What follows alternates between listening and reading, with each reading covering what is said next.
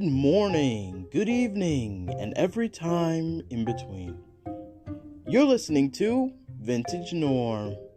If you're into the true, the weird, the freaky, and the creepy, welcome home. Thanks so much for tuning in. Don't forget to like and subscribe or follow, depending on whichever platform you're using. It really does help with the YouTube and Spotify algorithm. Alright, let's get into it.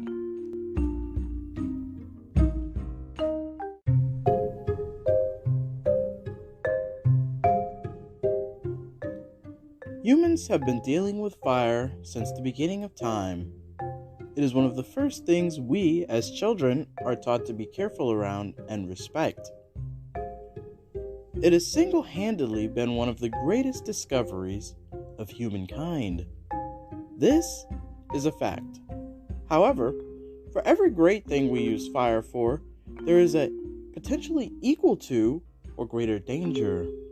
Today, for the first episode of Vintage Noir, we will be discussing a strange and scientifically controversial topic called spontaneous human combustion.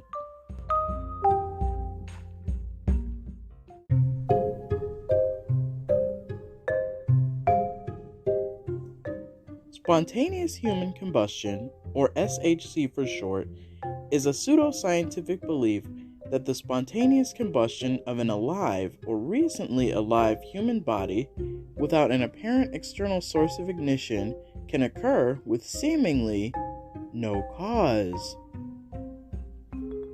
In addition to cases that have been reported, descriptions of the alleged phenomenon appear in literature, and both types have been observed to share common characteristics in terms of circumstances and the remains of the victim. Scientific inquiries have attempted to analyze reported instances of SHC and have resulted in different hypotheses regarding potential causes and mechanisms, including victim behavior and habits, the consumption of alcohol, and proximity to potential sources of ignition, as well as the behavior of fires that consume melted fats. Natural causes, as well as unverified natural phenomena, have been proposed to explain the reports of SHC. This means that there may be a perfectly rational and scientific reason for the cause of SHC that just has not been realized or explored yet. The scientific consensus is that purported cases of spontaneous human combustion involve overlooked possible external sources of ignition.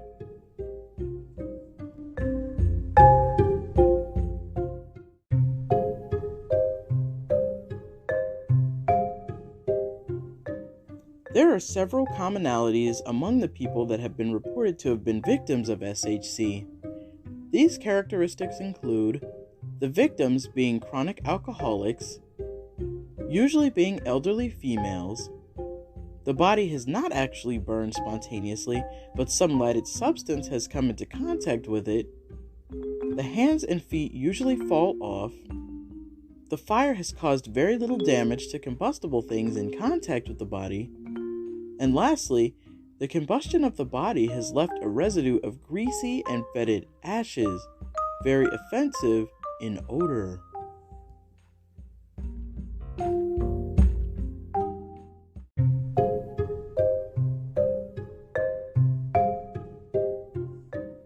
All of these common occurrences cause scientists to believe that spontaneous human combustion is not spontaneous at all, but actually just unfortunate accidents. For instance, almost all of the most well-known and documented instances of SHC involve people that have extremely limited mobility, whether that be due to the person's older age or health issues such as obesity. The most interesting and compelling hypothesis that I have heard of is called the wick effect. This is when a small ignition source like a candle or cigarette comes into contact with a location on the body that splits the clothes and then the skin underneath and exposes subcutaneous fat. This fat is then absorbed into the already burning clothes and acts as a wick. This hypothesis has been tested on pig carcasses, which have a very similar skin composition to human flesh, and was consistent with the findings from the evidence found at the SHC sites. Eerily enough, the human body usually has enough stored energy in fat and other chemical stores to fully combust the body. Even the leanest of people have several pounds of fat in their tissues. This fat, once heated by the burning clothing, wicks into the clothing much as candle wax is drawn into a lit candle wick, providing the fuel needed to keep the wick burning. Slow combustion lasting hours gives the water time to evaporate slowly. In an enclosed space like a house, this moisture will recondense nearby, possibly on windows or mirrors. Feet typically don't burn because they often have some of the least amount of fat on the body. Hands also have pretty little fat in comparison to much of the rest of the body, but may burn if resting on a fatty area like the stomach.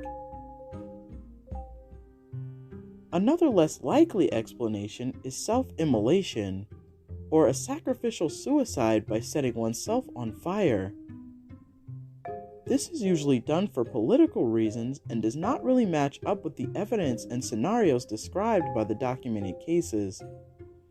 Also, self-immolation only statistically accounts for about 1% of suicides in the West.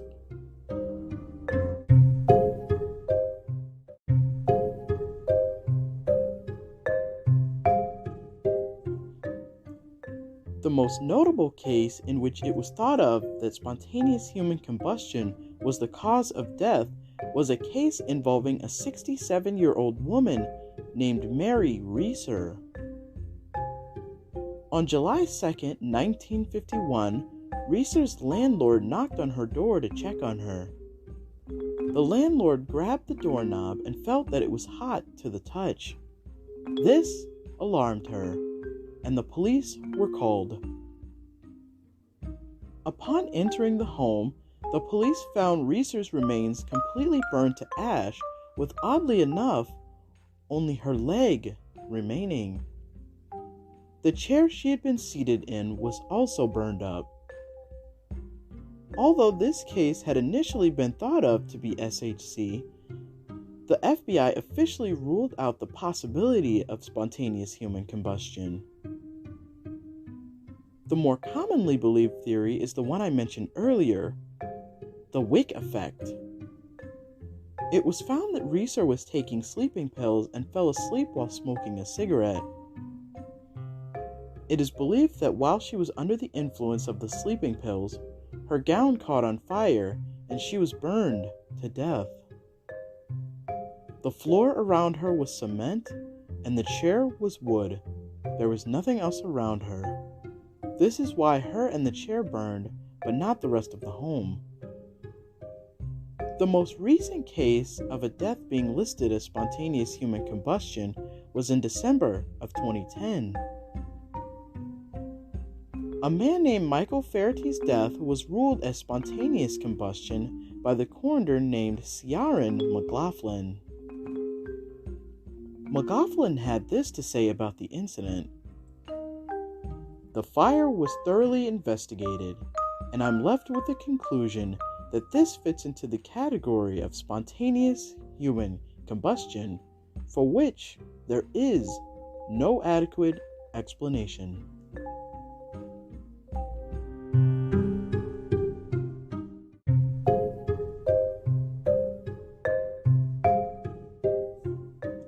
So there you have it.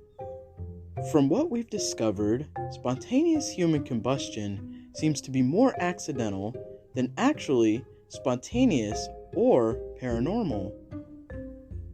It seems more likely that with the right set of circumstances, fuel for fire and a source of fire, an unfortunate accident can occur and look much like something unnatural took place. this is even more of a reason to try and check in on our elderly friends once in a while and make sure that they are as safe as they can be. Thanks so much for listening. I really do appreciate it. Don't forget to comment, like, and subscribe for the YouTube algorithm, and follow me on Spotify. Also, check out my new Instagram page called Vintage Noir Official for the latest news about the channel. Thank you for tuning in to this week's episode of The True, The Weird, The Freaky, and The Creepy. Until next time.